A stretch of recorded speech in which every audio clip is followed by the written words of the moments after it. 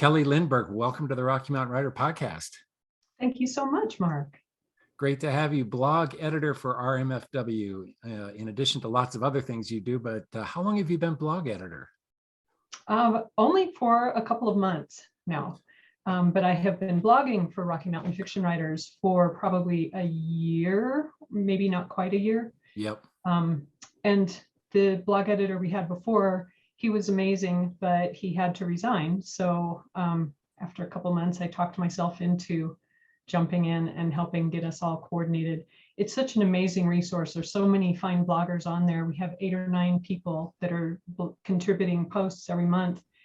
And the amount of information and the variety of information is just amazing. So it's a wonderful, wonderful blog. If you're a writer, you should be reading this blog. Yeah, that's great. Well, thanks for stepping up and doing that. That's fantastic. Yeah. Of course. Yeah. I'm glad you're one of the bloggers. Yeah, it's fun.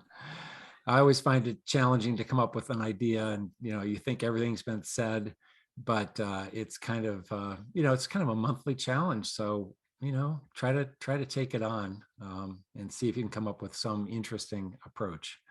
But exactly, and it's a bit of a stretch. It keeps you thinking in new directions. We all have a tendency to get into ruts, and when you have to come up with a fresh new idea once a month, it gets you out of that comfort zone. So it's actually a pretty helpful tool, I find.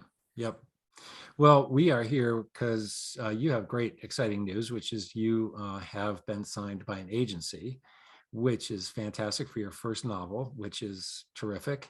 I want to kind of hold that off in terms of all the approach of getting to that point, because there's a lot of decision making that goes into that, and a lot of patience is, I'm sure, part of the story. At least that's my hunch.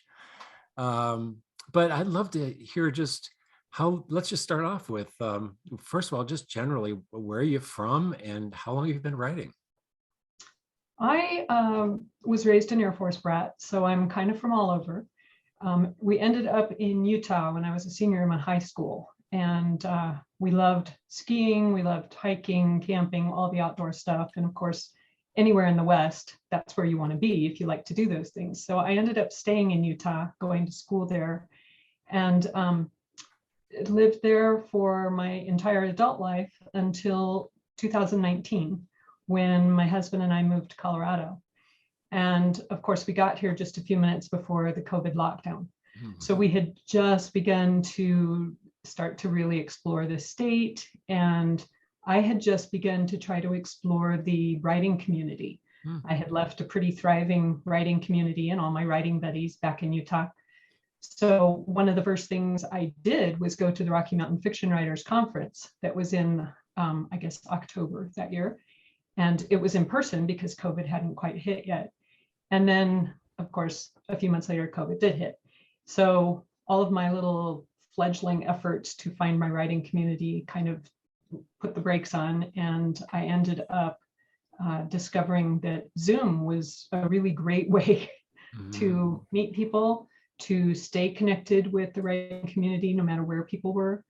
And all of the writing organizations like Rocky Mountain Fiction Writers discovered all these great ways to reach people through Zoom, with workshops and panel discussions and even online conferences. So I slowly began to find my community again, although it was in a weird space. It was on little pictures like you on Zoom, not on in person. Right. So it's been an interesting journey in Colorado because of COVID, like everybody else. But Rocky Mountain Fiction Writers was one of my first steps towards finding my writing community. And did the fiction start with your Utah community? How far back does the fiction go?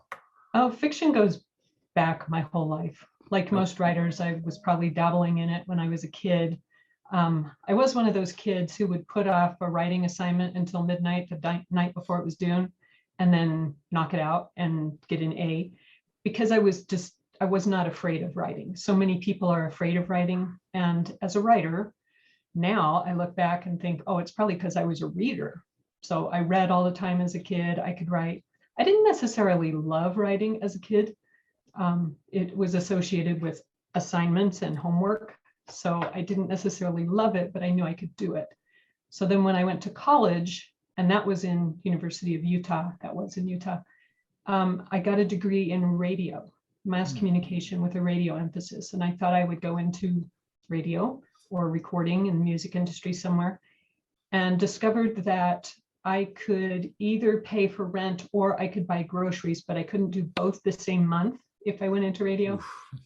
So I decided that maybe wasn't my best career move. So I went into writing, which, who knew? Yeah. That was such a Yeah. bold move. Yeah. But I did answer an ad for a technical writer at a software company. And so that launched my professional writing career. So I have been a professional writer for my entire adult life, first in the software industry, and then it kind of imploded. And then I went into magazine writing, and then magazines kind of imploded. And then I went into medical writing. So let's hope the medical industry doesn't implode. But it's been a really interesting way to reinvent myself as a writer every few years. And the skills you learn being any of those kinds of freelance writer, contract writer, whether it's technical or business or medical or magazine feature writing, all of those make me a better fiction writer. All of those teach me a lot about being concise and understanding where you're going with your story and getting there without a lot of extraneous tangents, understanding your audience. All of that has actually informed my fiction writing. So while I was doing all that professional writing, in the background, I was doing fiction writing, but it was a mostly back burner. So I was working on novels and joining writing organizations and going to conferences and having a lot of fun, but I always felt a little guilty about the time I would spend on it. So I didn't really bring it to the front burner until just recently. And I decided that part of being in Colorado and having a lot of free time, because I didn't have a lot of friends or things to go out and do, I started focusing more on my fiction writing. And now for the first time in my life, it gets to move to the front burner, and the freelance writing is taking a definite back burner. So that's a really exciting new move for me. That's great. Before we get to the novel and some of the story ideas you've had, a lot of people hear technical writing and may not know exactly what that means.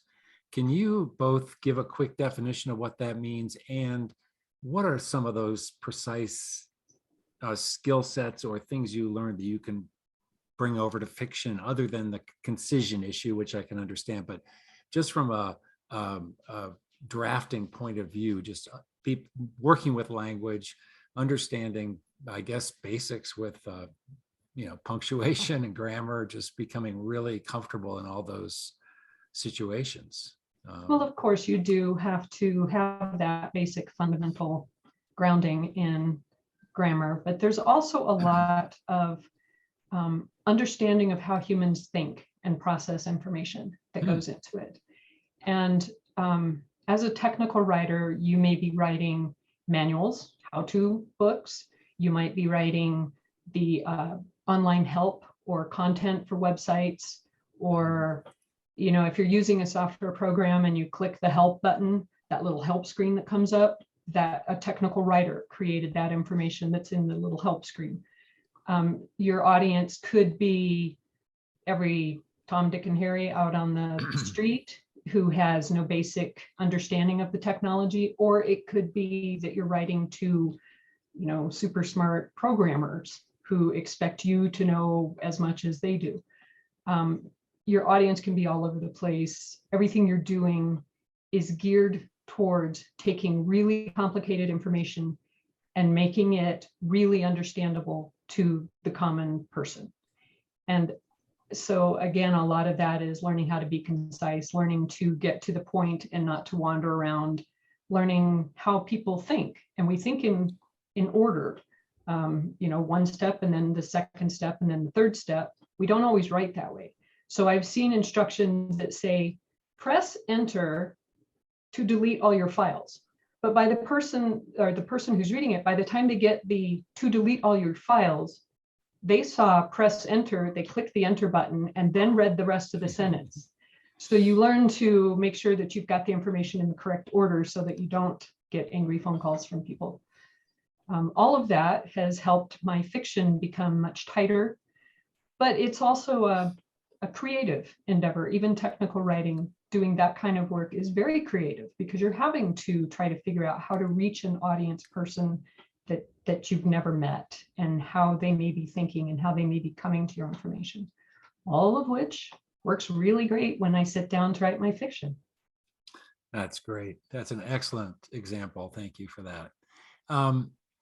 So let's talk about what kinds of stories spark your imagination, or what genre are you working in? Currently, mostly what I am working in is young adult contemporary, with some magical realism thrown in for fun. The novel that is being represented now is a Shakespeare retelling of A Midsummer Night's Dream. And it's Wow. contemporary, set in a modern high school, from the point of view of one of the more minor characters in the play. So it's a little bit different approach, and it's been a lot of fun. I like humor, so it's a humorous novel.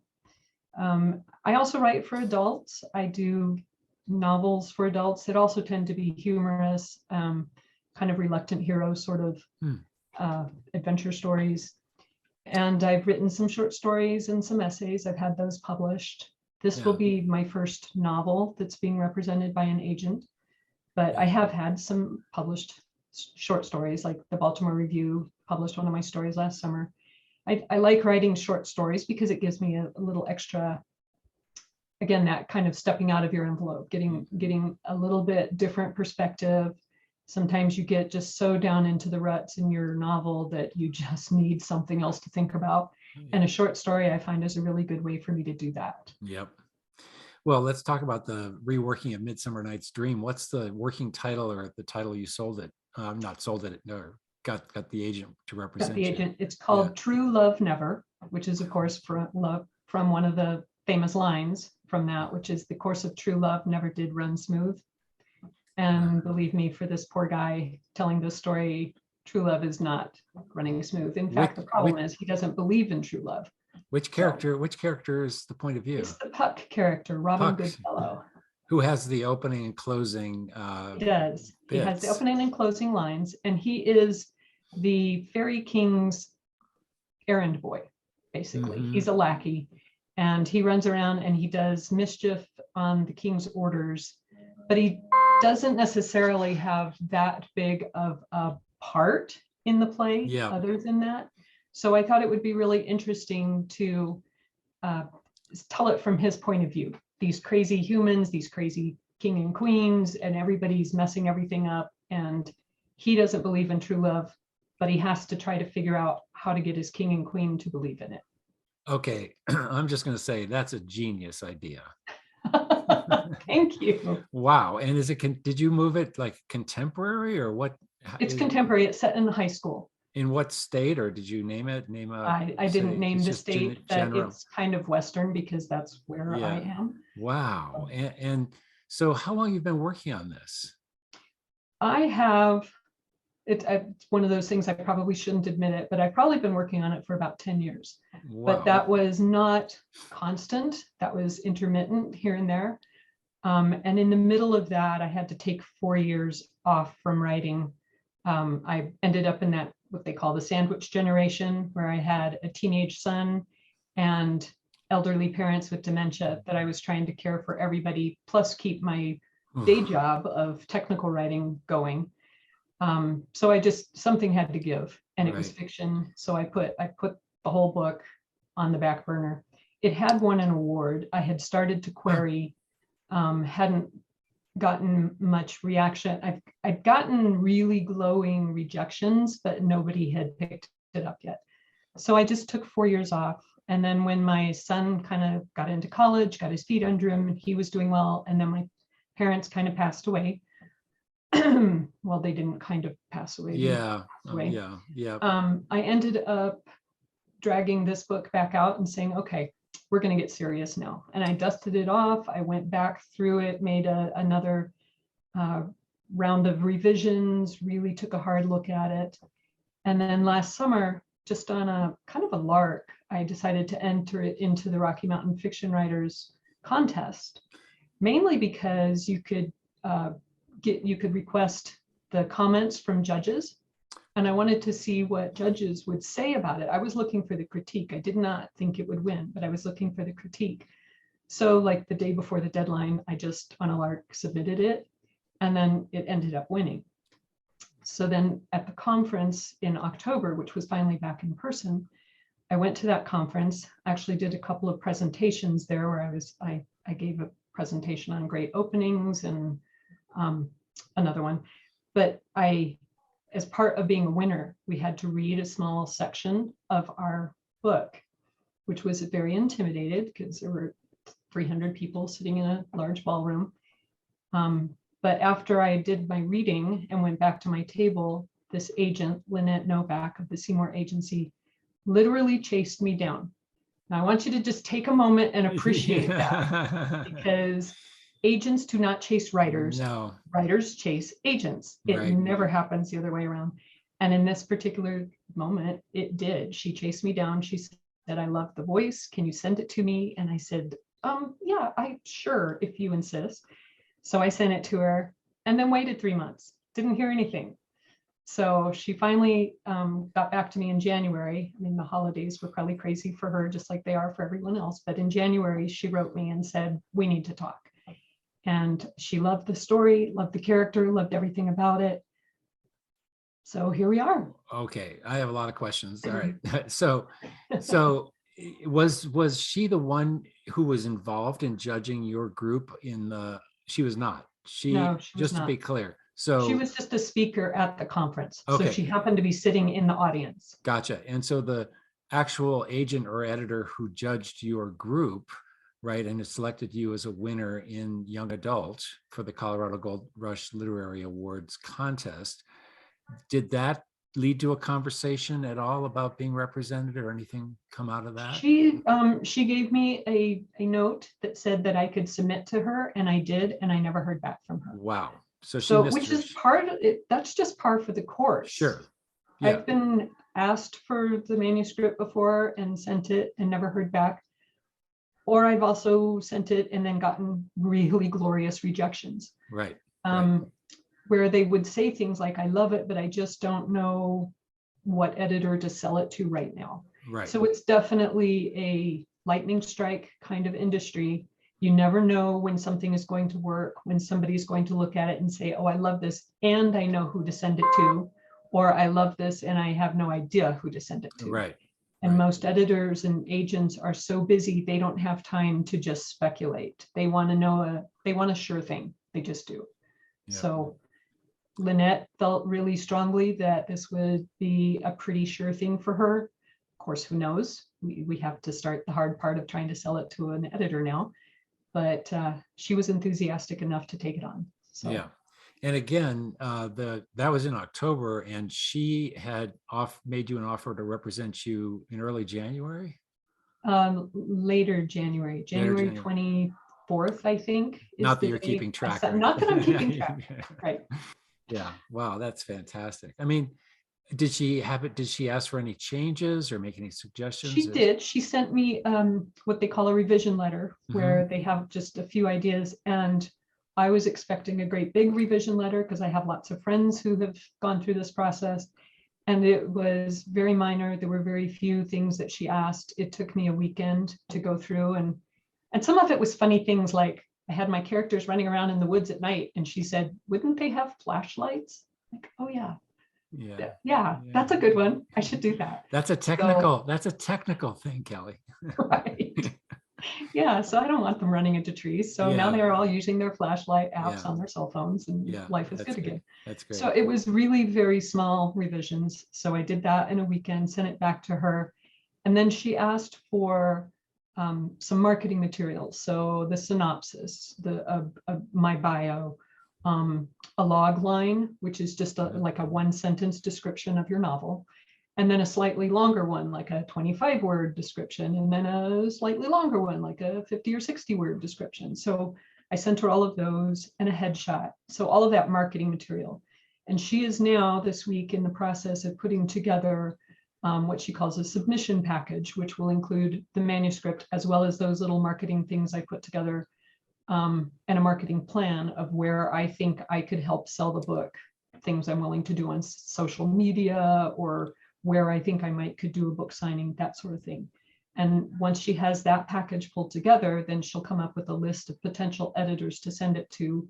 We'll go over that list together, and then she'll submit them. So I'm guessing sometime in the next week or two, hard to say, not having done this before, they will be out, or the book will be out on submission to various editors. Yep, that's great. And it's just fantastic. And I'm here to say I sense good things. This just seems like a great idea. And Thank you. I'm sold. I want to read it. Yeah. Is the agency, they're Colorado Springs based, are they? No, No? actually, they're New York Okay, based, all right. but not New York City. They're actually upstate New York. My agent, Lynnette Novak, she is actually based in Minnesota, Okay. which is funny because my husband's family is all from Minnesota. So we were able to chat about that for a few minutes and Yeah. make a little bit more connection, which is Yeah. always important. Yeah. Well, let's go back a little bit because as you finished True Love Never, what was your thinking going into this? Were you saying, I'm going to be traditionally published no matter what? Were you open to indie publishing? What was your decision-making process like? Or was it just kind of one of those things where the day before the deadline for the Colorado Gold Rush Literary Awards, you just said, let's just see what happens, and you weren't giving it a lot of thought? I've actually given it a lot of thought. Okay. And I would prefer to be traditionally published, to have an agent, to go with at least a medium-sized publishing house. Of course, we all dream of the big publishing houses, but I also try to be realistic. But I've considered self-publishing, but in my world and for me, if I were to do a nonfiction book in a particular niche, I would probably almost definitely self-publish if it was nonfiction, because I know how to find that audience. I know how to get into that community. For example, for a long time, I thought I was going to write a cookbook about food allergies because my son has food allergies and his best friend did. And he grew up with us, the moms in our little friend group, having to be really creative with food. So I had considered creating a cookbook, and that I would have tried to sell, self-publish and sell on my own, because I can find those people. I can find that community myself. I don't want to try to do that with fiction, especially mainstream fiction, because it's a lot harder to find that audience. I just read the other day that 100,000 new books hit Amazon every month. And of those, about 2% sell more than 500 copies ever. And those aren't great odds. And I want to basically outsource whatever part of running the business, such as printing the books, distributing the books, mailing out books, that kind of thing. I want to outsource as much of that as possible. So to me, that means the traditional publisher. I understand that I will still have to do most of the marketing on my own.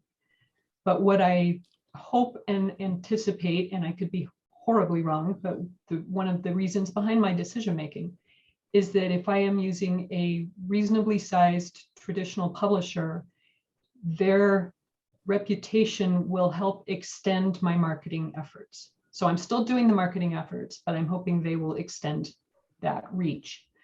So to me, for fiction, it's pretty much always been traditional route.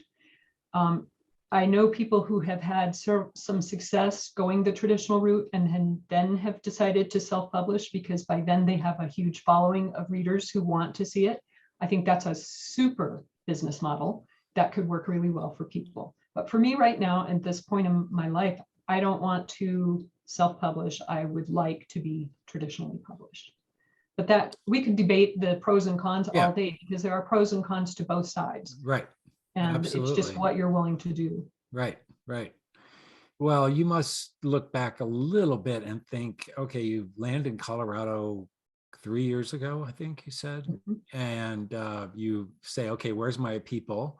You find RMFW, you are paying attention to what's going on in RMFW. You submit to one of the cooler things I think RMFW offers, which is that contest, Yeah. and you follow through and go to the conference and make yourself visible, available, present, and the next thing you know, you're getting chased by an agent. The next So thing I know, after 8 or 10 years. yeah. But it's one of those moments you prepared for. Absolutely. Yeah. And one of the other things I really am impressed by, and I highly recommend any unpublished writer go look at your website. It is terrifically designed, and I guess now we know why, because you know how to do this stuff. But it looks like, hey, world, I'm a writer. I haven't been published yet, but I am ready to go. And your platform just looks welcoming and active and connected. And it's not something like you're just sort of half baked. It's really there. And so if I were an agent checking you out and saying, do I want to work with this person? The answer would be a big time yes. Thank you. Thank you. Yeah. So nice It's work. been, part of it has been, I have been a professional writer for all these years. And so I do have a lot to offer prospective clients that way. But I also wanted, like I said, to really focus on fiction at this point in my career. So I was trying to come up with my website with a blend of both, so that people who were interested in hiring me for my medical writing, say, could go and look and see, oh yeah, she does look professional. She looks like she's written a lot of stuff for a lot of people. But also agents like Lynnette could go and look and say, yeah, she's going to take this seriously. I want them to know that I do plan to take my own marketing very seriously, even though it's intimidating as all get out. And it's like most writers, I'd rather spend my time writing than marketing, but it's a necessary evil. So I was able to find a web designer to work with me, and we were able to put that together. So I'm glad that you liked it. It's another nerve-wracking thing to put that out. It's confident. Your website says, I know who I am, I know what I do, and get on board. Let's go. It does. Yeah. So glad that worked. So there are lots of Shakespeare plays we can rework with a YA kind of point of view. Or is this something that she thought might be a potential series? Yeah, we've actually talked a little bit about that. I've got a second one that I've about 80 to 90% through the first draft, so it's still very rough. But it's a retelling of The Tempest. So if I continue to do these YA retellings, I would like to stick with some of the lesser done Shakespeare stories. Everybody's done Romeo and Juliet. Lots of people have done Much Ado About Nothing or The Taming of the Shrew. So what I would like to do is go to some of the ones that are either less well-known or less known. I guess that's the main thing. Some of the lesser done ones. They're all Shakespeare though, so it's all right. Coriolanus. They're all quite brilliant. He had an amazing feel for human beings and the crazy stuff we do. His balance of really serious with comic relief is amazing. His wordplay is incredible. And if I can help bring some of his stories to a new audience that makes them interested in, oh, this guy isn't as stuffy as I thought. And maybe then after reading my book, they'll actually go and read the original play, or better yet, see it done. Don't read plays. Go see them done the way they were supposed to be. Absolutely. I hope that would help. So I'm excited. The Tempest is super hard to bring into the modern century. There's all kinds of strange undercurrents and subplots that are unfortunate in this day and age. There's a whole colonialism theme that runs through it. Well, are you going to actually put it on? Are you going to put it on an island? Yes, it's on a Caribbean island. Yeah. Set in modern day. Yeah. And the character Caliban, I think, is one of my favorites. Yeah. Great character. Caliban he's in it. He's an interesting character, and Ariel is in it. Yeah. And Ariel is he's a fairy basically in the play, who is trying very hard to win his freedom. And Right. it's a fun play. Yeah. It's one of my favorites. It was the first one I ever saw when I was a little kid, Yeah. and so it's grabbed me from the Yeah. very beginning. Wow. So I'm hoping I can do it justice. And who is the point of view character for this one? And that one, just because I like to complicate my life, there's three main characters, Okay. that three point of views, and it swaps between the Wow. different chapters. And one is Fernando, who is the son, who is shipwrecked onto this island. Another one is Miranda, who is the daughter of the wizard Prospero, Prospero. who lives on the island. It's an island that only Miranda, her father Prospero, Caliban, and Ariel live on. Only the four of them live on it. And then the sailboat comes by, a storm washes them onto the shores. So the 3 points of view are Miranda, Fernando, who are both about 17, and then Ariel, the fairy. Wow. Again, different points of view than the way Shakespeare wrote it, which I think makes it a more fresh take on it. Yep. Wow. Well, it just gives me memories because I remember Shakespeare is a powerful influence on me as well, in terms of just, I remember in 8th grade outside Boston, we studied, I think it was King Lear, believe it or not, or something. Wow. And we all hopped on a bus and drove down. There was this theater in Connecticut that did Shakespeare, and it was just phenomenal and gripping and powerful and moving. And God, I'm sure I understood a tenth of it, but just to see it and to take it in like that, it's just amazing stuff. That's wonderful. Yeah.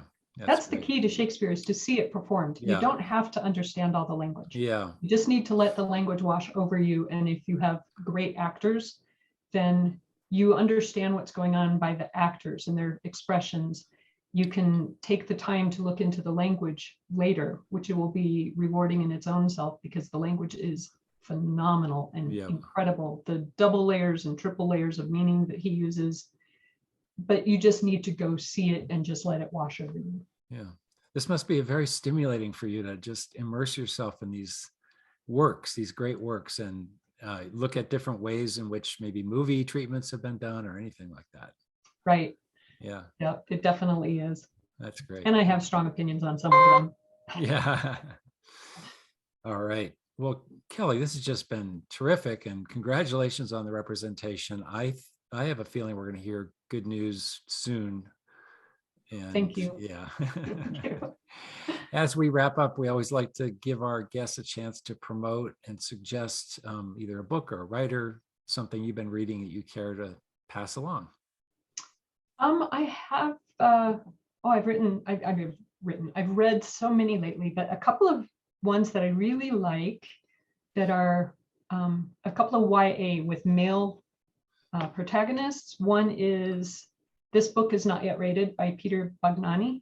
I don't know if I'm saying his last name right, but it's it's kind of understated. It's got a really heartfelt quality, but it's very witty and clever dialogue. And another one is The Greatest Zombie Movie Ever by Jeff Strand. And that one is just a lot of fun and very funny, and it's kind of a romp. So both of those are really good. In the adult world, absolutely anything by Christopher Moore is my favorite. And he's got a new one coming out in April, and I'm counting down the days. And then I did just finish a trilogy that I hadn't heard about, but I started seeing come through on social media, called The Book of Colley. And it's by M.R. Carey. I think it's Michael Carey. Yeah. And it, I thought, was really well done. That's so great. Those would be my, off the top of my head, things I've read just really recently that I'm in love with. Christopher Moore, for sure, one of a kind. Wow, you're either into that world or maybe not, but yeah, he's one of my all-time faves. I have read everything he's written. Yeah, there was an old podcast that used to take the presentations at Tattered Cover from authors who'd come through, and they stopped doing that for some reason. It was so great to get if you couldn't make the actual event, then you'd be able to listen to the podcast, including questions. And it was It was a great podcast, but one of the wildest ones ever was his presentation, and you could just hear the audience. Just there were it sounded like there were 1,000 people there. Of course, there weren't, but it was just wild. And he is so quick. The guy's just so quick. Yeah, yeah, Yeah, just reading his books, I can't even imagine what it would be like to be in a yeah, conversation with him. yeah. You'd be worn out. I bet. Yeah. Well, Kelley, thank you so much. Thanks for all you do for RMFW. We will catch up with you down the road, and good luck with True Love Never. Thank you so much, Mark. It was great to be here.